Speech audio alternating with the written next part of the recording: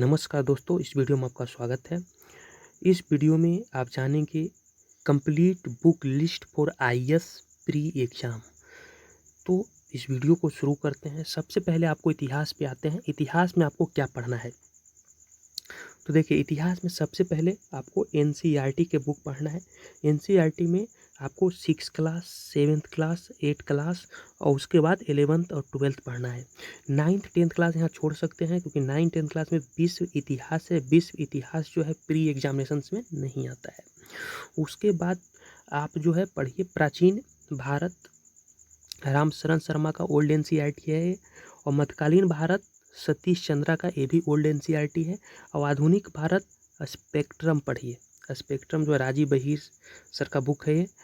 आधुनिक भारत का स्पेक्ट्रम बहुत ही फेमस बुक किताब है, तो इस किताब को आप पढ़ सकते हैं। आधुनिक भारत के लिए ऐसे बिपिन चंद्रा सर का भी बुक आता है, लेकिन आपको प्री के दृष्टिकोण से देखा जाए तो आपको आधुनिक भारत के लिए स्पेक्ट्रम पर आप जा सकते हैं 101%। उसके बाद आपको कला एवं संस्कृति के लिए आप पढ़ सकते हैं। नितिन सिंघानिया का बुक आता है, नितिन सिंघानिया सर का बुक आता है, तो कला संस्कृति का आप उससे आप कवर कर सकते हैं। नेक्स्ट बात करूँ भूगोल के लिए, तो भूगोल के लिए पहले आपको एनसीईआरटी पढ़ना है।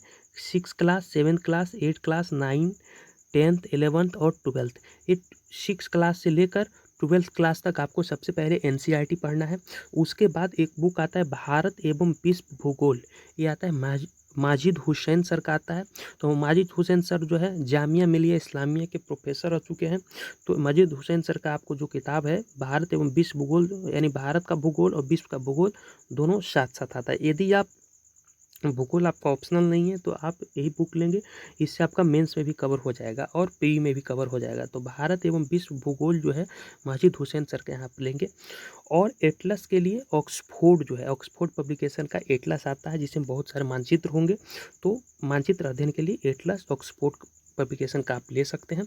नेक्स्ट बात करूँ राज्य व्यवस्था के लिए आप क्या कीजिए, तो राज्य व्यवस्था के लिए 9th class, 10th class, 11th class, 12th class, यानी 9th क्लास से लेकर 12th क्लास तक सबसे पहले बेसिक कंप्लीट कर लीजिए एनसीईआरटी से। एनसीईआरटी से यदि आप बेसिक कंप्लीट हो गया 9 से 12 तक, उसके बाद आपको राज्य व्यवस्था की एक बहुत ही फेमस किताब है एम लक्ष्मीकांत, उसके बाद आप पढ़िए पूरा एकदम 1 to 100 पढ़िए, एक पेज भी छोड़ना नहीं है। एम लक्ष्मीकांत को एकदम बढ़िया से और मल्टीपल उसको रिवाइज करना है। अब बात करते हैं अर्थव्यवस्था के लिए सबसे पहले आप बेसिक कंप्लीट कीजिए, क्लास 10th क्लास का बुक पढ़िए।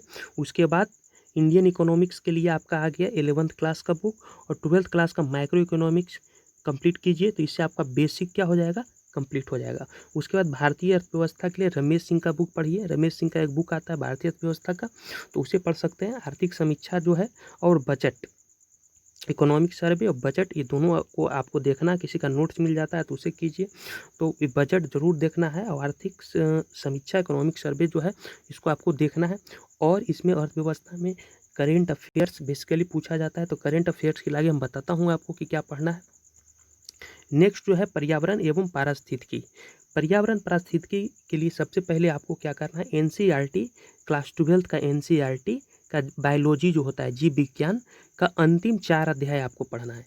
ठीक है, आपको अंतिम 4 अध्याय पढ़ना है। लास्ट का जो 4 चैप्टर होंगे एनसीईआरटी क्लास 12 जीव विज्ञान का, वो पढ़ना है। उसके बाद पर्यावरण एवं पारिस्थितिकी के लिए एक बहुत ही फेमस राइटर हैं जो कि आईआईटी पढ़ा चुके हैं। पर्यावरण एवं पारिस्थितिकी के लिए आर राजगोपालन का पर्यावरण पारिस्थितिकी आप लीजिए और ईमानदारी से उसको पढ़िए, इससे बाहर कहीं क्वेश्चन नहीं आता, तो आप इसे पढ़ सकते हैं। नेक्स्ट बात करूं तो विज्ञान एवं प्रौद्योगिकी के लिए सबसे पहले आपको 9th क्लास और 10th क्लास से आपका बेसिक कंप्लीट करना है। यदि आप आर्ट्स बैकग्राउंड के हैं तो आप 9th क्लास 10th क्लास पढ़ सकते हैं। यदि आप साइंस के हैं तो साइंस से पढ़ाई किए तो 9th और 10th क्लास को आप स्किप कर सकते हैं, छोड़ सकते हैं, और डायरेक्ट आप इसको विज्ञान प्रौद्योगिकी में जनरली जो प्रश्न पूछा जाता है वो करेंट अफेयर्स का पूछा जाता है। तो आप PT 365, एक विजन का मैगजीन आता है, तो PT 365 से आप कर सकते हैं विज्ञान एवं प्रौद्योगिकी का, या तो आप TMH पब्लिकेशन का एक बुक्स ले सकते हैं, इससे भी आपका बेसिक कंप्लीट हो जाएगा। लेकिन जनरली इसमें जो डील करना है आपको करेंट अफेयर्स से, जो भी करेंट अफेयर्स होगा विज्ञान प्रौद्योगिकी में डेली न्यूज़पेपर में या मैगजीन में जो पढ़ेंगे उसी क्वेश्चन यहाँ से डील हो जाएगा आपका। करेंट अफेयर्स के लिए क्या पढ़ें, क्योंकि हर इसमें जो है करेंट अफेयर्स जो पूछा जाएगा उसके लिए बहुत ही ज़रूरी है कि आपको सबसे पहले एक न्यूज़पेपर पढ़ना चाहिए, जो है दैनिक जागरण राष्ट्रीय संस्करण, वो हिंदी मीडियम के लिए है, हिंदी माध्यम में आता है। उसके साथ आप पीआईबी को फॉलो कीजिए। पीआईबी एक गवर्नमेंट का वेबसाइट है, इस पर जो भी 10-15 न्यूज़ डेली अपडेट होता है, तो आप इसको पढ़िए, पीआईबी को पढ़िए। और एक दैनिक करेंट अफेयर्स के लिए कोई वेबसाइट फॉलो कर सकते हैं, जो daily current affairs the Hindu का या पीआईबी का, और भी वेबसाइट हो गया इंडियन एक्सप्रेस का, उसका जो मेन जो करेंट अफेयर्स होगा उसका हिंदी में अनुवाद करके वो देते हैं।